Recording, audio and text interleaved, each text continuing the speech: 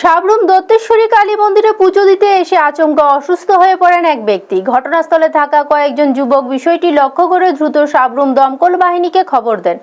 খবর পেয়ে দমকল কর্মীরা দ্রুত পৌঁছে অসুস্থ ব্যক্তিকে উদ্ধার করে সাবরুম মহকুমা হাসপাতালে নিয়ে যান। তবে এই সময় একটি বড় সমস্যার সম্মুখীন হতে হয় দমকল কর্মীদের। তাদের অভিযোগ, সাবরুম মহকুমা হাসপাতালের মূল গেটের সামনে প্রায় ইলেকট্রনিক্স টোটো গাড়ি দাঁড়িয়ে থাকে, যার ফলে জরুরি পরিষেবা গাড়ি ঢোকাতে বাধার সৃষ্টি হয়।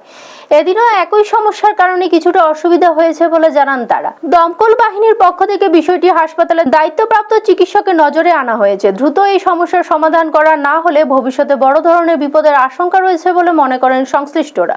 ব্যুরো রিপোর্ট, নিউজ তৎকাল 24। তারা তো যাতে অটো যাতে না থাকে, আমি দেখেন এই দিকে অটো দিকে অটো আচ্ছা স্যার, আমরা তখন যে পেশেন্টটা এনছি স্যার, তাই না আমরা কল করতে যে দত্তেশ্বরী কালী মন্দিরে একজন লোক ফ্রি আছে বয়স্ক,